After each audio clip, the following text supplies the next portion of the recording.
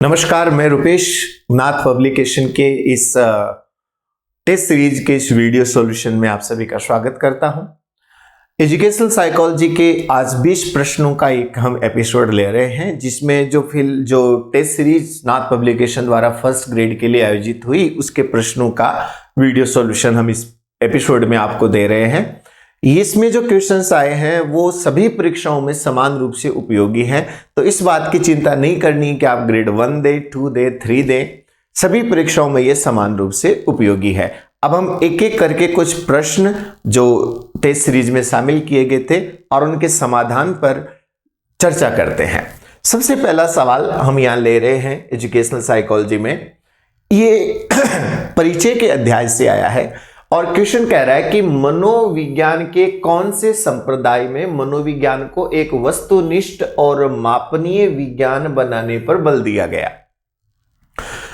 मनोविज्ञान के कई संप्रदाय हैं और मनोविज्ञान का विकास करने में कई संप्रदायों की महत्वपूर्ण भूमिका है।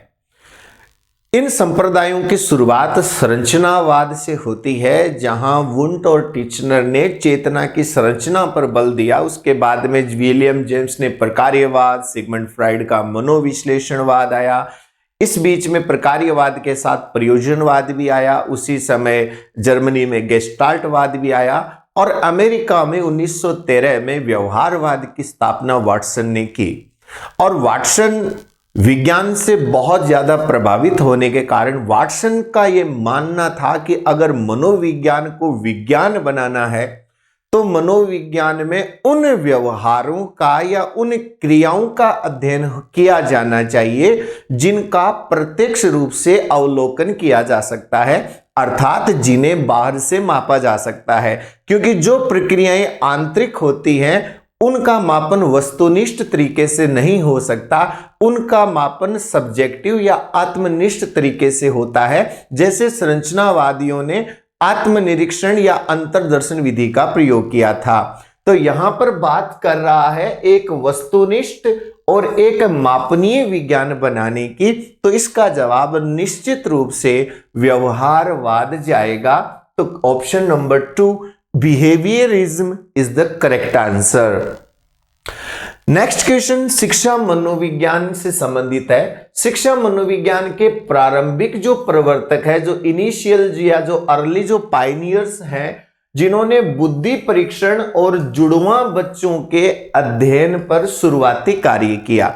शिक्षा मनोविज्ञान के इतिहास की जब हम बात करते हैं तो शिक्षा मनोविज्ञान का इतिहास शुरू होता है सर फ्रांसिस गाल्टन से।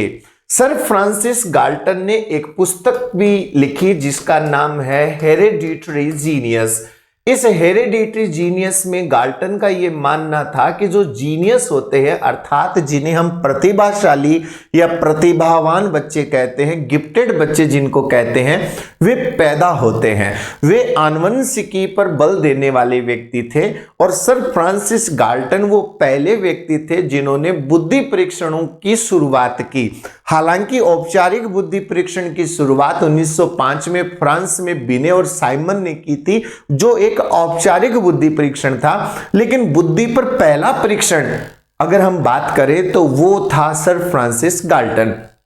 सर फ्रांसिस गाल्टन ने आनुवंशिकी का अध्ययन करने के लिए सबसे पहले जुड़वा बच्चों पर अध्ययन करना प्रारंभ किया था। इसलिए इस प्रश्न का बहुत अच्छा जवाब सर फ्रांसिस गाल्टन जाएगा। और गाल्टन का जो बायोमेट्रिक सिद्धांत है वो भी आनुवंशिकी का एक सिद्धांत माना जाता है, जो ये कहता है कि एक बच्चे को मिलने वाले आनुवंशिकी एक श्रृंखला, एक बायोमेट्रिक के रूप में चलती है, जिसमें आधी आनुवंशिकी माता पिता से, उसकी आधी दादा दादी नाना नानी से, उसकी आधी उसके परदादा परदादी परनाना परनानी आदि से, और एक श्रृंखला बनती है जिसकी चर्चा अभिवृद्धि और विकास के अध्याय में की जाती है। अगला प्रश्न शिक्षा मनोविज्ञान की एक परिभाषा से संबंधित है। परिभाषा क्या है? शैक्षिक परिस्थिति के मनोवैज्ञानिक पहलुओं का अध्ययन शिक्षा मनोविज्ञान है। Educational psychology is the study of psychological aspects of educational situation. जब हम एजुकेशनल सिचुएशन के साइकोलॉजिकल एस्पेक्ट्स या शैक्षिक परिस्थिति, एजुकेशन की जो परिस्थितियां होती हैं जिनमें बच्चा सीखता है, उनके मनोवैज्ञानिक पहलू अर्थात बच्चे की आंतरिक स्थिति, बच्चे की अभिप्रेरणा, बच्चे की रुचि, बच्चे की सीखने के प्रति तैयारी, शिक्षण का प्रभावशाली होना, अधिगम का अर्थपूर्ण होना, ये सारी चीजें मनोवैज्ञानिक पहलुओं के अंदर उसकी स्मृति आ जाती है, उसकी अभिप्रेरणा आ जाती है, उसका चिंतन आ जाता है। इन सब का अध्ययन शिक्षा मनोविज्ञान है। ये परिभाषा देने वाले व्यक्ति का नाम है ट्रो। तो ये परिभाषा, कुछ चीजें ऐसी होती हैं जो हमें याद ही रखनी पड़ती है। ये कोई कंसेप्ट है नहीं कि जिन्हें हम समझ सकें। कुछ चीजें ज्ञान स्तर पर रहती हैं, कुछ चीजें बौद्ध स्तर पर चली जाती हैं। तो ये ज्ञान स्तर का प्रश्न है जो हमें याद रखना है। अगला प्रश्न एक नेगेटिव प्रश्न है जो ये कहता है कि शिक्षा मनोविज्ञान के बारे में क्या सत्य नहीं है, यानी एक नकारात्मक प्रश्न आपके सामने है। अब हम इसके एक एक विकल्पों की चर्चा करते हैं। What is not correct about educational psychology. पहला कहता है कि इसका संबंध मनोविज्ञान के नियमों, सिद्धांतों और प्रयोग से प्राप्त परिणामों को शिक्षा क्षेत्र में लागू करने से। It is concerned with applying the principles, the laws, the experimental results or outcomes of psychology to the field of education। ये बात बिल्कुल सही है। जब हम मनोविज्ञान की बात करते हैं तो मनोविज्ञान के नियमों, सिद्धांतों और जो प्रयोगों से जो परिणाम प्राप्त होते हैं उनको जब हम जीवन के किसी भी क्षेत्र में लागू करते हैं तो वह मनोविज्ञान की एक अनुप्रयुक्त या एक अप्लाइड ब्रांच बन जाती है। जब आप इसको पॉलिटिक्स में अप्लाई करते हैं तो पॉलिटिकल साइकोलॉजी बन जाती है। जब आप ग्राहकों के व्यवहार के लिए लागू करते हैं तो कंज्यूमर साइकोलॉजी बन जाती है। जब ये हमारे देश के जवानों के लिए, उनको ट्रेनिंग के लिए काम में ली जाती है तो मिलिट्री साइकोलॉजी बन जाती है। जब इसको उद्योगों में काम में लेते हैं तो इंडस्ट्रियल साइकोलॉजी बन जाती है। और जब इन्हीं को हम एजुकेशन के फील्ड में लागू करते हैं तो एजुकेशनल साइकोलॉजी बन जाती है। तो फर्स्ट ऑप्शन तो सही है। यह सामाजिक परिस्थितियों में शिक्षण अधिगम प्रक्रिया का अध्ययन करती है। यह बात भी सही है, क्योंकि शिक्षण अधिगम कभी भी एकांत में या आप ये कह सकते हैं कि निर्वात में नहीं होता। हमेशा जब शिक्षण या सीखने की बात आती है तो एक सामाजिक प्रक्रिया होती है, एक सामाजिक व्यवस्था होती है, क्योंकि जहां दो लोग होते हैं वही समाज बन जाता है। तो बहुवचन होते जब समाज बन जाता है तो ये सामाजिक परिस्थितियां आएगी। ग्रुप में बच्चों का एक दूसरे पर क्या प्रभाव पड़ता है।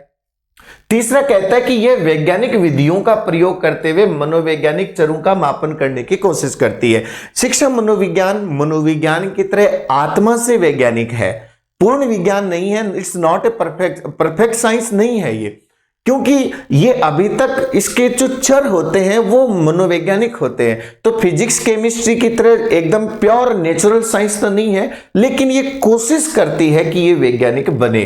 तो it attempts to measure psychological variables using scientific methods. ये बात भी सही है। फोर्थ कह रहा है ये प्राकृतिक विज्ञान। अभी जस्ट मैंने ये कहा कि ये इस आपके फिजिक्स, केमिस्ट्री, बायोलॉजी, मैथमेटिक्स की तरह ये एक नेचुरल साइंस या प्राकृतिक विज्ञान नहीं है, और निरपेक्ष शून्य पर आधारित मापनियों का प्रयोग भी इसमें नहीं होता है।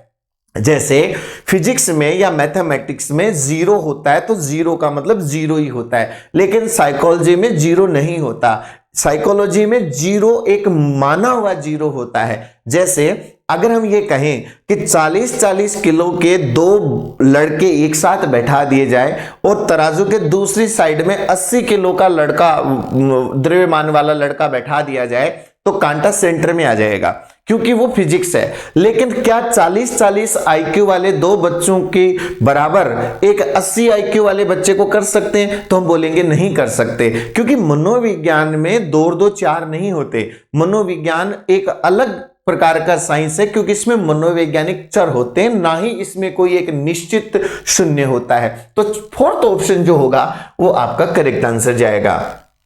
नेक्स्ट क्वेश्चन कहता है कि शिक्षा मनोविज्ञान के किस क्षेत्र में।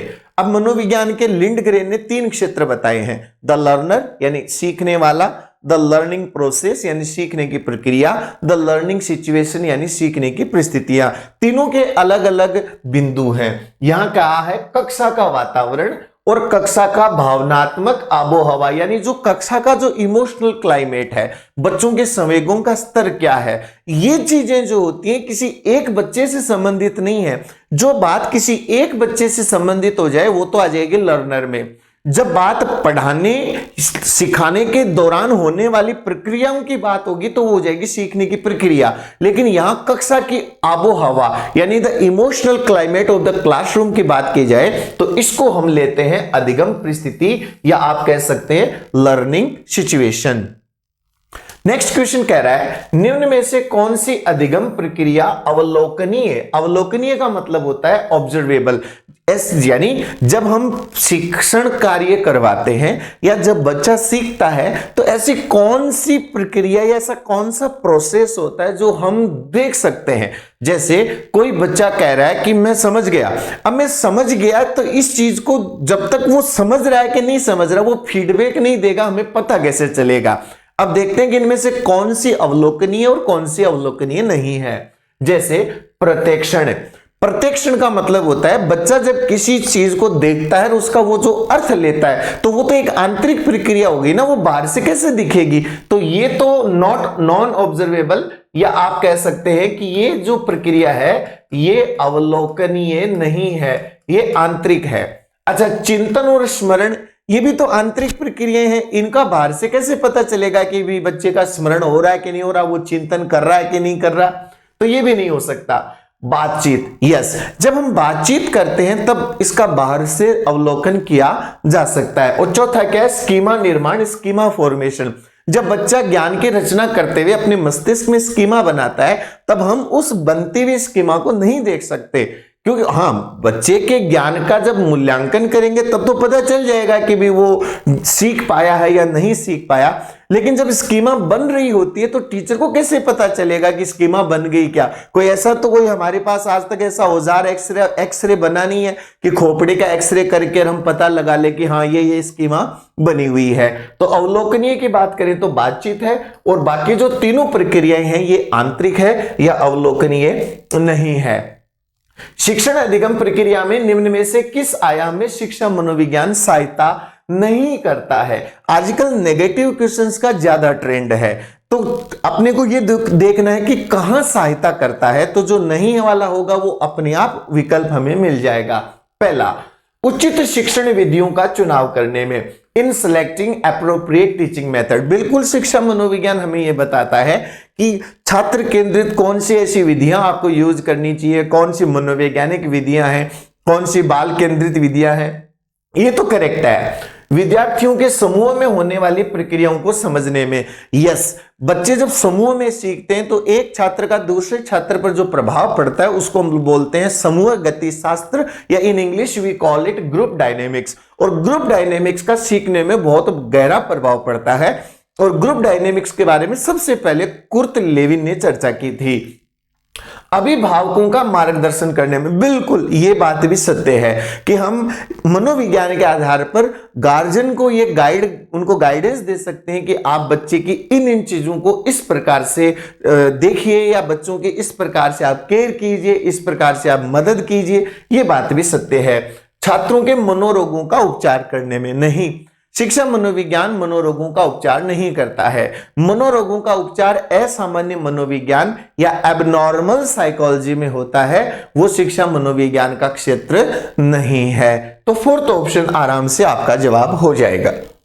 नेक्स्ट क्वेश्चन कहता है, एक शिक्षक अपनी कक्षा के छात्रों के पूर्व ज्ञान, उनकी संस्कृति, भाषा, अनुभव, क्षमताओं आदि का पता लगाकर अपनी कक्षा की योजना बना रहा है।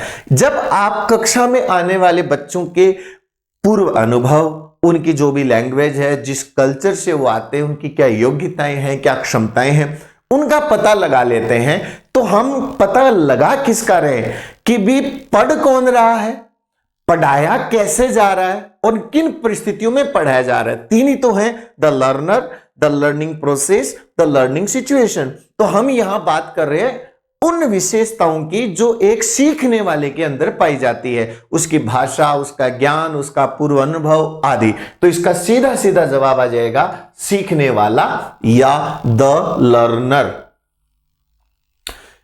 अगला बाल विकास के टॉपिक से क्वेश्चन है, किशोरावस्था के बारे में असत्य कथन का चयन कीजिए। What is incorrect about adolescence. पहला विकल्प है किशोरावस्था का दूसरा नाम प्यूबर्टी है। प्यूबर्टी किशोरावस्था का प्रारंभिक समय माना जाता है। प्यूबर्टी को हिंदी में तरुणावस्था कहा जाता है, या आप इसको यौवन आरंभ भी कह सकते हैं। प्यूबर्टी वो समय होता है जब लड़के और लड़कियां यानी किशोर लड़के लड़कियां प्रजनन क्षमता प्राप्त कर लेते हैं, अर्थात उनके जो प्रजनन अंग होते हैं वो इतने विकसित हो जाते हैं कि वे अब प्रजनन के लिए तैयार हो जाते हैं। तो किशोरावस्था का दूसरा नाम प्यूबर्टी नहीं है, किशोरावस्था का एक भाग है प्यूबर्टी, इसलिए ये पहला कथन ही असत्य हो गया। बाकी 3 सत्य क्यों हैं वो भी हम लोग देख लेते हैं। पहला, यह परिकल्पनात्मक निगमनात्मक तर्कना यानी हाइपोथेटिको डिडक्टिव रीजनिंग की अवस्था है। बिल्कुल जीन पियाजे ने किशोरावस्था को परिकल्पनात्मक यानी काल्पनिक चीजों पर, निगमन पर आधारित यानी सिद्धांतों से, यानी विशिष्ट आप कह सकते हैं कि सिद्धांतों से उदाहरण की ओर चलने वाली, तर्कना करने वाली अवस्था माना है। बाकी जब हम पियाजे का सिद्धांत पढ़ेंगे तब आप इसको और डिटेल में पढ़ लेना। एरिक्सन कहता है कि किशोरावस्था पहचान बनाम पहचान भ्रम की अवस्था है। बिल्कुल सही, ये कथन भी सत्य है। एरिक एरिक्सन ये मानता है कि किशोरावस्था वो समय है जब किशोर अपनी पहचान ढूंढते हैं। अगर वो अपनी पहचान बना लेते हैं तो उनके अंदर कर्तव्य निष्ठा आ जाती है, फिडेलिटी आ जाती है। अगर वो ऐसा नहीं कर पाते हैं तो वह पहचान भ्रम के शिकार हो जाते हैं। और किशोर समूह भक्ति का प्रदर्शन करते हैं। ये भी हम जानते हैं कि वो समूह भक्ति जाति, धर्म, क्षेत्र, राष्ट्र, राज्य, भाषा किसी भी आधार पर हो सकती है। तो ये 3 विकल्प सही है। और किशोरावस्था का एक भाग होता है प्यूबर्टी, न कि किशोरावस्था का दूसरा नाम। शिक्षार्थी की अभिवृद्धि और विकास कुछ नियमों का पालन करती है, कौन सा इनमें शामिल नहीं है? ये भी नेगेटिव क्वेश्चन है। विकास की दिशा सिर से पैर यानी सिफेलोकोडल और समीप से दूर यानी प्रोक्सिमो डिस्टल होती है, ये बात तो सत्य है। विकास का एक निश्चित क्रम, एक सीक्वेंस और एक पैटर्न होता है। और विकास पूर्वानुमेय यानी प्रिडिक्टेबल यानी जिसकी भविष्यवाणी हो सकती हो, यह बात भी सत्य है। विकास प्रिडिक्टेबल होता है, एक निश्चित क्रम का अनुसरण करता है। और विकास की प्रत्येक अवस्था में कुछ महत्वपूर्ण उपलब्धियां होती हैं जिन्हें माइलस्टोन्स या मील के पत्थर कहा जाता है, यह बात भी बिल्कुल सत्य है। तो 3 विकल्प सत्य हैं, तो ऑब्वियसली चौथा हमारा जवाब होगा। अब चौथा जवाब क्यों होगा इस पे चर्चा करते हैं कि विकास विशिष्ट से सामान्य और सूक्ष्म से स्थूल होता है, ये गलत है। इसको हमने उल्टा कर दिया आपके लिए जब क्वेश्चन बनाया। जो विकास होता है ये सामान्य से विशिष्ट होता है और ये स्थूल से सूक्ष्म होता है, न कि सूक्ष्म से स्थूल होता है। ये स्थूल से सूक्ष्म की तरफ बढ़ता है। तो ये 2 विकल्प जो हैं इसमें उल्टे दिए गए हैं, इसलिए इसका जवाब 4 जाएगा।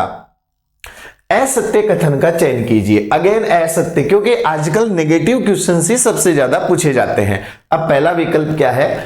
वसा में ग्रंथियां यानी जो सेबेसियस ग्लैंड्स होती है उनकी अति सक्रियता से किशोरों के चेहरे पर मुहांसे यानी एक्ने हो जाते हैं। सही बात है। जो वसामय ग्रंथियां होती हैं ये हमारी त्वचा के जो रोम छिद्र होते हैं इनके अंदर नीचे की तरफ होती है। वसामय ग्रंथियां किशोर अवस्था में ज्यादा एक्टिव होती हैं। वसामय ग्रंथियों से वसा यानी फैट यानी चिकना पदार्थ निकलता है और वो चिकना पदार्थ हमारी जो त्वचा होती है उसकी चिकनाई को मेंटेन रखता है।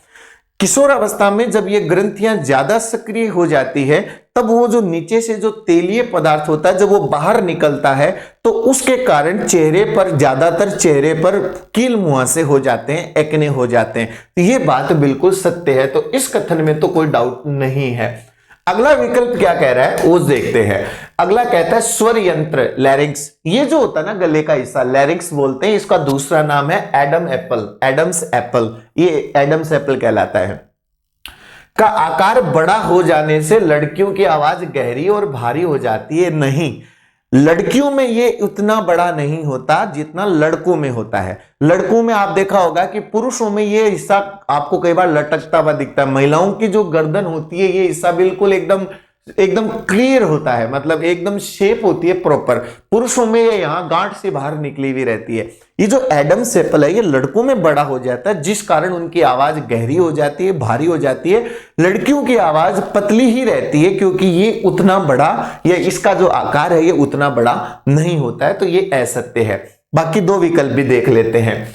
आत्मकेंद्रित चिंतन। आत्मकेंद्रित चिंतन होता है जब किशोर अपने आप को ही चिंतन का या केंद्र मान लेते हैं, व्यवहार का केंद्र मान लेते हैं। किशोर ये सोचते हैं कि वे यूनिक है, स्पेशल है, विशिष्ट है, और सभी लोग उनके व्यवहार और पहनावे का गहन अवलोकन करते हैं। किशोरों को अक्सर यह लगता है कि दूसरे लोग सिर्फ उनकी तरफ ही देख रहे हैं। इसे डेविड एलकाइंड ने, आपको याद होगा, नाम दिया था। डेविड एलकाइंड ने इस घटना को नाम दिया है काल्पनिक दर्शक या काल्पनिक श्रोता, इन इंग्लिश इमेजिनरी ऑडियंस। तो ये किशोरावस्था के बारे में सत्य है कि उनको ऐसा लगता है कि सब लोगों की नजर उन पर है। फोर्थ ऑप्शन क्या कहता है? किशोरों से यह अपेक्षा की जाती है कि वे अपने जीवन के आदर्शों और व्यवसायों का चुनाव करें। बिल्कुल, किशोरावस्था वो समय होता है जब हम अपने जीवन के आदर्शों का, अपने मूल्यों का और जिस क्षेत्र में हमें अपना फ्यूचर बनाना है उनका चुनाव किया जाए। तो फर्स्ट सत्य है, थर्ड और फोर्थ सत्य है, लेकिन सेकंड असत्य है।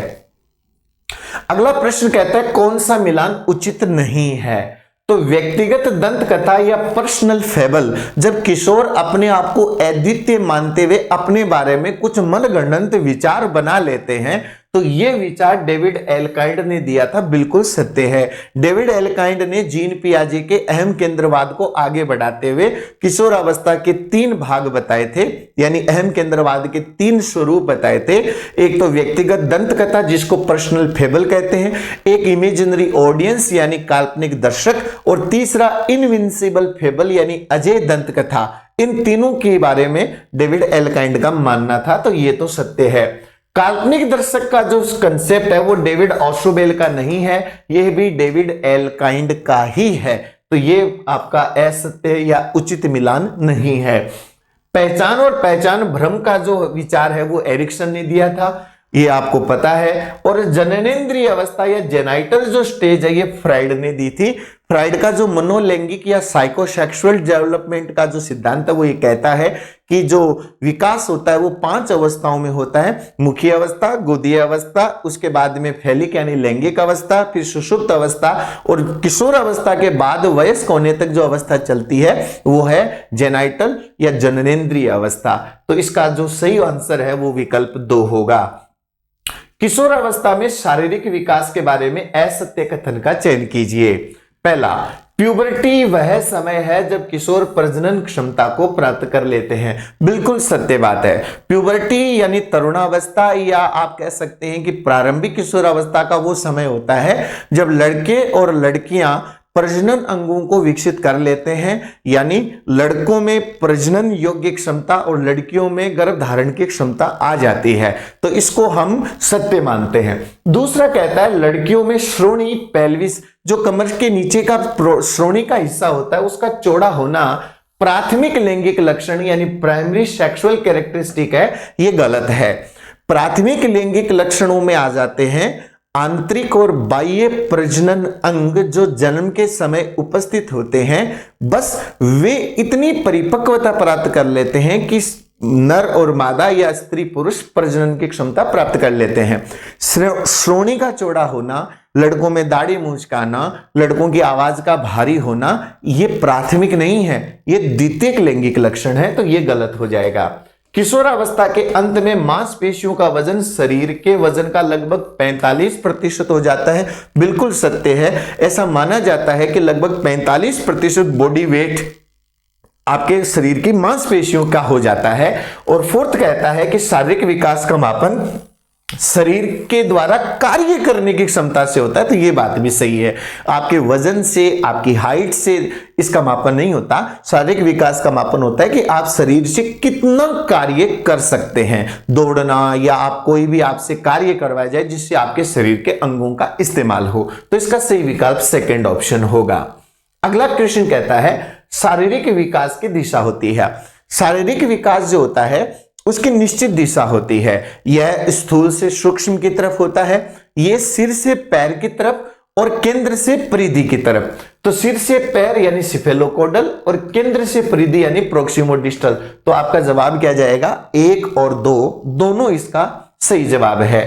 अगला प्रश्न कहता है कि निम्न में से कौन सी एक क्रिया सूक्ष्म गामक कौशल यानी फाइन मोटर स्किल का उदाहरण नहीं है? नेगेटिव क्वेश्चन है। जो क्रियाएं जिनमें पूरे शरीर का इस्तेमाल होता है उनको तो हम कहते हैं ग्रोस। ग्रोस का मतलब होता है स्थूल, और जिनमें किसी स्पेसिफिक पार्ट का इस्तेमाल होता है उनको हम कहते हैं सूक्ष्म। तो ये सूक्ष्म के बारे में नेगेटिव क्वेश्चन है। तो स्केच बनाना बिल्कुल आपको पता है बारीक काम होता है और शरीर के अंग विशेष का प्रयोग होता है, तो ये तो क्या किस में आ जाएगा? सूक्ष्म में आ जाएगा। कागज काटना, कागज मोड़ना, रंग करना, रंग भरना, चित्र बनाना, ये भी सूक्ष्म में ही आ जाता है। और साइकिल चलाना, तो साइकिल चलाने में तो शरीर के सभी अंगों का इस्तेमाल होता है, हाथों का, पैरों का, तो ये किसका उदाहरण होगा? स्थूल का। और सुई में धागा डालना, अब सुई में धागा डालने के लिए कोई पैरों का इस्तेमाल थोड़ी करते हैं, तो वो कितना सूक्ष्म काम होता है, तो वो भी किस में आ जाएगा? सूक्ष्म में। तो सूक्ष्म का उदाहरण नहीं है तो साइकिल चलाना। अगला प्रश्न कहता है गामक विकास के लिए किशोरों के लिए उपयुक्त है। जब आप किशोरों के लिए बात करते हैं तो गामक विकास यानी शरीर की मांसपेशियों का कंट्रोल, कोऑर्डिनेशन, उनकी जो स्पीड है, गति है, उन सब के बारे में गामक विकास आता है। तो उसमें क्या है? खेल। बिल्कुल, खेलों से मांसपेशियों का विकास होता है। हस्त गतिविधियां यानी हैंड्स ऑन एक्टिविटी, जिनमें आपके हाथों पैरों का इस्तेमाल हो। जैसे अगर आप फॉर एग्जांपल अगर आप धागे से अगर आप कुछ कर रहे हैं, कुछ बना रहे हैं, तो वो हैंड्स ऑन एक्टिविटीज है या प्रैक्टिकल गतिविधियां कह सकते हैं। तो ये भी सत्य है और ये भी सत्य है। तैराकी, बिल्कुल तैराकी से भी गामक यानी हमारी मांसपेशियों का विकास होता है। तो इसका सही जवाब उपयुक्त सभी आ जाएगा। बहुत इजी सवाल है। अब आ जाते हैं मानसिक विकास में। ब्रूनर कहता है कि कौन सी एक संज्ञानात्मक विकास की अवस्था एक कॉग्निटिव डेवलपमेंट की अवस्था नहीं है अकॉर्डिंग टू ब्रूनर। तो ब्रूनर ने ये कहा है कि जो संज्ञानात्मक विकास या जो मानसिक विकास होता है, ये मानसिक विकास क्रिया से मूर्त से अमूर्त इन 3 स्टेज में होता है। तो जो क्रिया स्टेज होती है वो तो होती है इनएक्टिव, ये पियाजे की संवेदी गामक अवस्था के तुल्य है। दूसरी जो उसमें स्टेज होती है वो होती है मूर्त, जिसको हम आइकॉनिक कहते हैं। आइकॉनिक का मतलब होता है प्रतिमा बना लेते हैं। ज्ञान का जो मानसिक निरूपण होता है, जो मेंटल रिप्रेजेंटेशन ऑफ नॉलेज जिसको हम इंग्लिश में कहते हैं, वो आइकन्स के माध्यम से होता है। जैसे आप अपने फोन की स्क्रीन पर अलग अलग आइकन्स देखते हैं, वैसे ही आइकन के द्वारा बच्चा नॉलेज को या ज्ञान को अपने मस्तिष्क में धारण करता है। और उसके बाद में आ जाता है सिंबॉलिक यानी प्रतीकात्मक, सिंबॉलिक स्टेज। और सिंबल्स जो होते हैं वो अमूर्त होते हैं, आइकन जो होते हैं वो मूर्त होते हैं, और गामक क्रियाएं जो होती हैं वो क्रिया के रूप में होती है। रही बात अंतर्दर्शी अवस्था की, तो ये जीन पियाजे के सिद्धांत में जो दूसरी अवस्था होती है पूर्व संक्रियात्मक अवस्था का पहला पार्ट है। उसमें 2 पार्ट है, पूर्व संप्रत्यात्मक और अंतर्दर्शी। तो ये पियाजे का कंसेप्ट है, न कि ब्रूनर का। तो इसका सही जवाब क्या आएगा? 3rd option. वाइगोत्स्की के अनुसार कार्य करने की वह परास। जब बात आ जाए रेंज की, समझ लेना वाइगोत्स्की के कंसेप्ट में 2 चीजें सबसे इंपॉर्टेंट है, जेडपीडी और स्कैफोल्डिंग। और बच्चे इन दोनों में बहुत ज्यादा कंफ्यूज होते हैं। जब बात करते हैं जेडपीडी की, तो जेडपीडी क्या है? एक बच्चा इस लेवल पर वो अधिकतम जा सकता है और वर्तमान में वो किन्हीं कारणों से इस लेवल पर अटका हुआ है। जैसे ये बच्चे का वर्तमान स्तर है, लेकिन हमें पता है कि अगर उसको मदद प्रदान कर दी जाए तो वो यहां तक जा सकता है। तो इन दोनों के बीच की ये जो परास होती है, जो रेंज होती है, इस रेंज को वाइगोत्स्की ने क्या नाम दिया? समीपस्थ विकास का क्षेत्र या जोन ऑफ प्रॉक्सिमल डेवलपमेंट। तो ये इसका सही जवाब है। अगला क्वेश्चन कहता है सुप्रसिद्ध 3 पर्वत समस्या, 3 माउंटेन प्रॉब्लम जो है, ये पियाजे का एक एक्सपेरिमेंट है। और पियाजे ने ये एक्सपेरिमेंट अहम केंद्रवाद की या विकेंद्रीकरण की या ईगोसेंट्रिज्म की जांच करने के लिए दिया था। इसके अंदर क्या होता है कि 3 पर्वत होते हैं, 2 छोटे एक बड़ा, और उस प्रयोग में जो बच्चा होता है उस बच्चे को एक साइड में बैठा दिया जाता है, एक गुड़िया को दूसरी तरफ बैठा दिया जाता है, और बच्चे से यह पूछा जाता है कि उस गुड़िया को ये 3 पर्वत कैसे दिखाई दे रहे हैं। तो बच्चा क्या करता है, उस गुड़िया के दृष्टिकोण को नहीं समझ पाता और वो जवाब वही देता है जहां वो बैठा है। अगर इन दोनों की जगह बदल दी जाए और अब अगर बच्चे से पूछा जाए तो अब भी वो वही जवाब देगा जो उसको दिखाई दे रहा है। कहने का मतलब जब हम अपने ही दृष्टिकोण को सब कुछ मानते हैं तो वो अहम केंद्रवाद है, लेकिन जब बच्चा थोड़ा सा बड़ा हो जाता है या आप कह सकते हैं मूर्त संक्रियात्मक अवस्था में आ जाता है, तब उसके अंदर अहम केंद्रवाद में कमी आ जाती है और वो दूसरों का दृष्टिकोण लेना प्रारंभ कर देता है। तो इसका सही जवाब स्व केंद्रण या ईगोसेंट्रिज्म या अहम केंद्रवाद है। एक और सवाल पियाजे पर, पियाजे का कौन सा कथन सही नहीं है? पियाजे के अनुसार कौन सा सही नहीं है? यह बहुत अच्छा सवाल है। पियाजे कहता है कि विकास गुणात्मक चरणों में होता है, development occurs in qualitative stages. तो बिल्कुल सही बात है, विकास जो होता है वो हर स्टेज में, जब बच्चा बड़ा होता है तब उसके मानसिक क्रियाओं में या उसके चिंतन में गुणात्मक परिवर्तन आता है। यह बात बिल्कुल सही है। बच्चे अपनी दुनिया के बारे में ज्ञान का निर्माण और उपयोग करते हैं। यस, बच्चे अपने ज्ञान का निर्माण या अपनी दुनिया की समझ स्वयं विकसित करते हैं, यह भी पियाजे का मानना है। निरंतर अभ्यास से अधिगम होता है? बिल्कुल नहीं। अभ्यास के बारे में सिर्फ व्यवहारवादी बात करेंगे। वो कहेंगे जैसे थॉर्नडाइक कहता है ना, करत करत अभ्यास के जड़मति हो सुजान अभ्यास का नियम। तो वो व्यवहारवादियों का दृष्टिकोण होता है जहां अभ्यास की जरूरत पड़ती है। पियाजे के सिद्धांत में अभ्यास की जरूरत नहीं पड़ती, बच्चे अपने ज्ञान का निर्माण अपनी समझ स्वयं विकसित करते हैं। तो ये सही जवाब है। बच्चे अपने वातावरण पर क्रिया करते हैं, ये बात भी सही है। H/E यानी आनुवंशिकी और वातावरण के बीच में होने वाली अंतः क्रिया से बच्चों की समझ विकसित होती है, ऐसा पियाजे का मानना था। तो ये 20 क्वेश्चंस इस एपिसोड में हमने आप लोगों के लिए लिए हैं। अगले एपिसोड में इसके बाद की टेस्ट सीरीज के मनोविज्ञान के प्रश्नों का समाधान भी आप लोगों के सामने पेश करेंगे। धन्यवाद। जय हिंद।